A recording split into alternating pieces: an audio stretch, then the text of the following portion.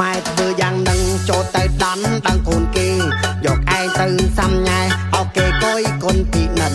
អ៊ីននោះហៅសានអៀនមិនតង់ហ៊ានអង្គុយចិនម៉ែក្មេពីនិនចំរឹកដេញដោលសួរថាមើលមុខមើលដៃជើងក្រកឈរឡើងហើយបងវិលសួរថាស្លូតឬខលតើបានរៀនសូត្រដល់ណាឲ្យឆ្លើយថាម៉េចដេញដោលដូចឡើងសាលាឲ្យឯងវាចាគេចាំស្ដាំសំនៀងថាឯងនេះអៀនហើយកុំដេកឡើយវាចង្រៃលុះបែកកែវចាត់ចាយឲ្យគេសើចអាកាយនឹកអៀនអន់ហើយស្ដាយស្ដាយត្រៃស្ដាយស្ដាយណាស់ខ្ញុំស្រាប់តែដល់ពេលបាយហូបទាំងឡាយរៀបត្រៀបត្រា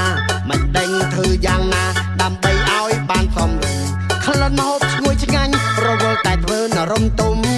ឃ្លានណាស់អីតែរូបខ្ញុំមិនហ៊ានលូកលាន់នឹងគេហើយខ្ញុំអាក្បាលពោះកំពុងតែហេវផង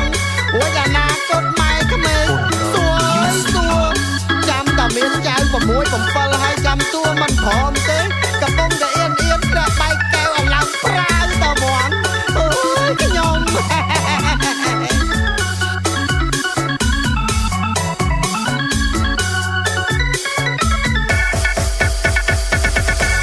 ពុកម៉ែធ្វើយ៉ាងនឹងចូលទៅដាន់ដឹងកូនគេ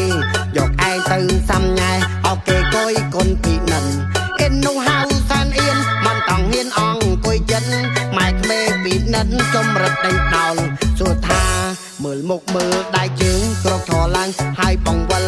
សួរថាស្លូតឬខលតើបានរៀនសូត្រដល់ណាឲ្យឆ្លើយថាម៉េចដេញដោលដូចឡើងសាលាឲ្យឯងវាចាគេចាំស្ដាំសំនៀងថាឯងនេះអៀនហើយកុំដេកឡើយវាចង្រៃលុះបែកកែវចាត់ចាយឲ្យគេសើចអាកាយនឹកអៀនអន់